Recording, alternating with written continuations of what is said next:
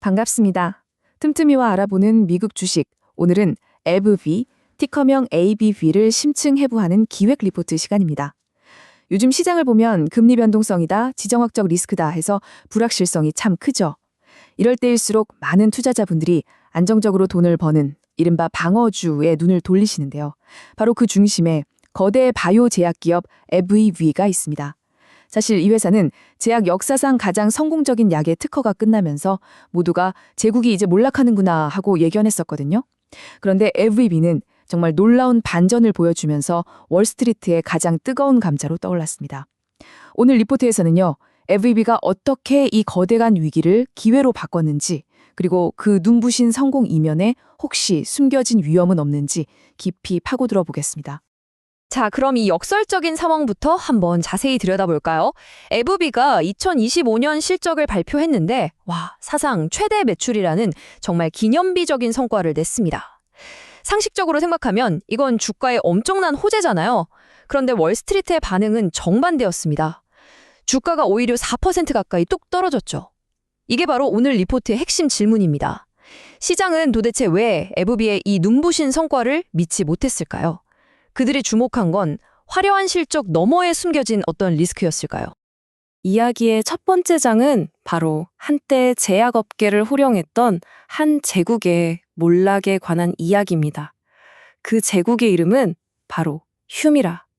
에브비의 성공 신화 그 자체였던 이 약이 어떻게 거대한 도전에 직면하게 되었는지 그 이야기부터 시작하겠습니다. 네, 이 슬라이드가 보여주듯이 휴미라의 위상은 정말 절대적이었습니다. 류마티스 관절염부터 크론병까지 다양한 자가면역 질환을 치료하는 이 약 하나가 에피비에게는 막대한 현금을 벌어다주는 말 그대로 왕과 같은 존재였죠. 에피비의 거의 모든 것이 이 휴미라를 중심으로 돌아갔다고 해도 과언이 아닐 정도였습니다. 하지만 아시다시피 영원한 왕은 없었습니다. 이 그래프가 바로 제약업계의 가장 큰 공포죠. 특허 절벽, 페이턴트 클리프를 아주 명확하게 보여주고 있습니다. 특허 절벽이라는 게 뭐냐면요. 잘 나가던 블록버스터 신약의 독점 판매 기간이 끝나면서 수많은 복제약이 시장에 풀리고 그러면서 매출이 말 그대로 절벽에서 떨어지듯 급감하는 현상을 말합니다. 2023년 휴미라의 미국 특허가 만료되자마자 효능은 비슷한데 가격은 훨씬 싼 복제약, 그러니까 바이오시밀러가 시장에 쏟아져 나온 겁니다. 결과는 보시는 것처럼 참혹했습니다. 왕자에 있던 휴미라의 매출은 곤두박질 쳤고 에브비는 한순간에 수십억 달러의 거대한 수익 공백에 직면하게 된 거죠. 하지만 제국은 그렇게 쉽게 무너지지 않았습니다. 자, 이제 이야기의 이막으로 넘어가 보죠. 여기서는 휴미라의 빈자리를 채우기 위해 등장한 두 명의 새로운 수호자, 즉 새로운 약들에 대해 알아볼 텐데요. 이들이 바로 에비의 미래를 책임질 주인공들입니다. 이 슬라이드가 바로 에브비가 연출한 반전 드라마의 하이라이트라고 할 수 있습니다. 2025년을 보니까요. 몰락하는 거인 휴미라의 매출이 45억 달러로 줄어드는 동안 새로운 두 구원투수 스카이리치와 림버크의 합산 매출은 무려 258억 달러를 기록했습니다. 이게 무슨 의미냐면요. 휴미라의 공백을 그냥 메운 정도가 아니라 그보다 5배 이상 큰 새로운 성장 엔진을 만들어냈다는 겁니다. 이것이야말로 에브비가 제국의 붕괴를 막아낸 결정적인 증거라고 할 수 있겠죠? 에브비의 CEO가 직접 한 이 말에서 새로운 약들의 성공에 대한 자신감이 그대로 드러납니다. 공백을 메우고도 남았다. 이 표현처럼 스카이리치와 림버크는 시장의 기대를 훌쩍 뛰어넘는 성과를 보여주면서 에브비의 위대한 전환을 이끌고 있습니다. 여기서 우리는 에브비의 핵심 경쟁력, 그러니까 이 회사의 강력한 비즈니스 모델의 본질을 들여다봐야 합니다. 에브비는 단순히 약을 파는 회사가 아닙니다. 마치 구독 경제처럼 작동하는 거대한 시스템을 구축했어요. 스카이리치나 림버크가 치료하는 건선이나 류마티스 관절염 같은 질환들은요, 한번 발병하면 평생 관리해야 하는 만성질환이거든요. 이건 즉, 환자들이 한번 이 약을 쓰기 시작하면 수년간, 어쩌면 평생 사용해야 한다는 걸 의미합니다. 일회성으로 팔고 끝나는 게 아니라 마치 우리가 매달 넷플릭스 구독료를 내는 것처럼 꾸준하고 예측 가능한 현금 흐름이 계속해서 발생하는 거죠.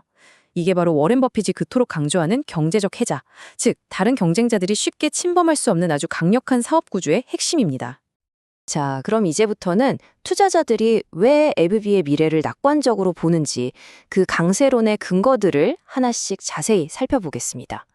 에브비가 어떻게 이 기록적인 성장 엔진을 돌리고 있는지 그 구체적인 증거들을 함께 보시죠.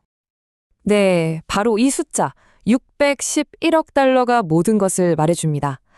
그 난리였던 휴미라의 몰락에도 불구하고 에브비는 2025년에 사상 최대 매출을 기록했습니다.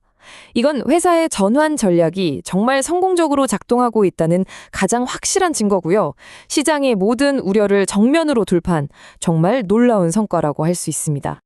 에브비의 성장은 단순히 두 개의 약에만 의존하는 그런 외줄타기가 아닙니다.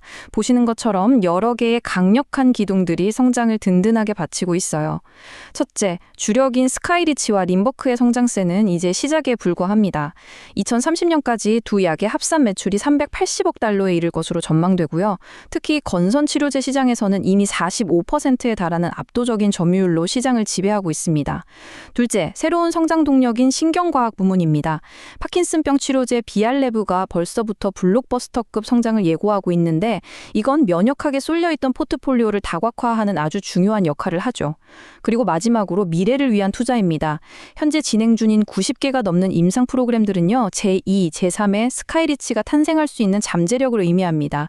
이 파이프라인이 얼마나 성공적으로 결실을 맺느냐가 에브비의 장기적인 가치를 결정하게 될 겁니다. 하지만 동전에는 양면이 있듯이 모든 것이 장밋빛만은 아닙니다. 이제부터는 시장이 왜 에브비의 실적 발표에 그렇게 냉담하게 반응했는지 그 이면에 숨겨진 위험 요인들, 즉 약세론의 근거들을 꼼꼼히 살펴보겠습니다. 과연 이 모든 좋은 소식들은 이미 주가에 다 반영된 건 아닐까요?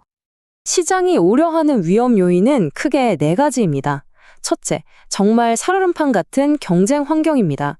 특히 존슨앤드존슨의 트램피어라는 약이 직접 비교 임상에서 스카이리치보다 더 좋은 데이터를 발표하면서 정말 맹렬하게 추격하고 있거든요. 만약 시전 점유율을 뺏기기 시작하면 에브비의 성장 스토리 전체가 흔들릴 수 있습니다. 둘째, 다각화의 한계입니다. 야심차게 인수한 보톡스 사업부의 성장이 둔화되면서 에브비가 과연 면역학 외에 다른 분야에서도 지배력을 발휘할 수 있을까 하는 근본적인 의문이 제기되고 있죠. 셋째, 미래 파이프라인은 불확실성입니다. 미래 먹거리로 기대를 모으는 종양학이나 신경과학 분야의 신약 후보 물질들이 아직은 시장의 기대를 만족시킬 만한 확실한 성과를 보여주지 못하고 있다는 점도 불안 요소입니다. 마지막으로 M&A의 그림자입니다. 미래 기술 확보를 위한 거대 인수합병은 단기적인 순이익을 깎아먹고 또 인수 후에 두 회사를 합치는 과정에서 예상치 못한 문제가 터질 수 있는 리스크를 항상 안고 있습니다. 바로 이 복잡해 보이는 회계 용어, 인수 진행 중인 R&D 비용, 이게 주가 하락의 핵심 원인 중 하나였습니다. 이게 뭐냐면요. 쉽게 말해서 에브비가 미래의 신약을 확보하려고 다른 회사를 인수할 때 그 회사가 개발 중이던 신약의 가치를 회계장부상 비용으로 미리 한꺼번에 반영하는 겁니다. 2025년에만 이 비용이 주당 2.76달러에 달했죠. 중요한 건 이게 실제로 현금이 나간 게 아니라 장부상에서만 처리되는 일종의 유령 비용이라는 점입니다. 하지만 이 회계 처리 때문에 발표되는 최종 순이익이 크게 줄어들어 보이니까 투자자들 눈에는 마치 실적이 나빠진 것 같은 착시 효과를 일으킨 거죠.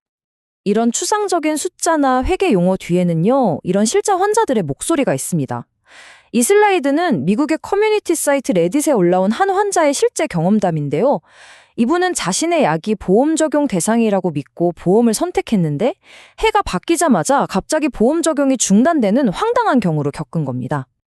이 이야기는 시장 접근성 리스크라는 것이 단순히 서류상의 위험이 아니라 얼마나 현실적이고 예측 불가능한지를 보여주는 아주 생생한 사례입니다. 아무리 효능이 뛰어난 약을 개발해도 결국 보험사가 약값을 내주지 않아서 환자들이 쓸 수 없게 되면 아무 소용가 없잖아요. 매년 바뀌는 보험사의 정책과 복잡한 약가 협상 과정은 에브비의 매출에 직접적인 타격을 줄 수 있는 언제 터질지 모르는 시한폭탄과도 같습니다. 자, 그럼 이제 마지막 장으로 넘어가서요.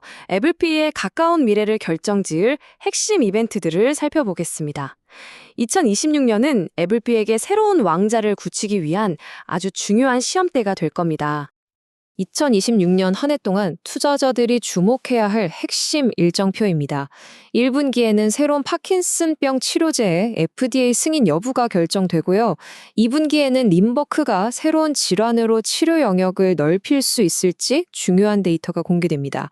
3분기 내내 스카이리치와 경쟁 약물인 트램피어의 정말 피 튀기는 시장 점유율 싸움을 지켜봐야 하고요. 그리고 4분기에는 2027년에 청사진을 제시할 실적 가이던스가 발표됩니다. 이 중요한 이정표들을 어떻게 통과하느냐에 따라서 에브비의 주가 향방이 결정될 것으로 보입니다.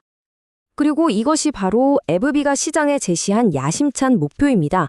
2026년에 약 9.5% 성장해서 670억 달러의 매출을 달성하겠다. 이 약속을 지킬 수 있느냐 없느냐가 앞으로의 주가 흐름을 결정짓는 가장 중요한 바로미터가 되겠죠. 지금까지 살펴본 모든 정보들을 종합해서 이제 최종적인 분석과 결론을 내려볼 시간입니다. 과연 에브비는 우리가 믿고 기댈 수 있는 견고한 요새일까요? 아니면 겉만 화려한 허상일까요? 오늘 심층기획 리포트를 마무리하며 이 질문을 던지고자 합니다.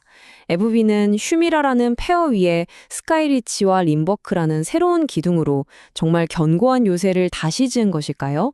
아니면 시장의 우려처럼 치열한 경쟁과 미래의 불확실성이라는 규열이 숨어있는 어쩌면 위태로운 성일까요? 오늘 살펴본 긍정적 전망과 부정적 리스크들이 여러분의 투자의 기준을 세우는 데 깊이 있는 관점을 제공했기를 바랍니다. 더 날카로운 토론은 저희 오디오 팟캐스트 본편에서 이어집니다. 심층 분석을 원하는 기업이 있다면 댓글로 남겨주시기 바랍니다.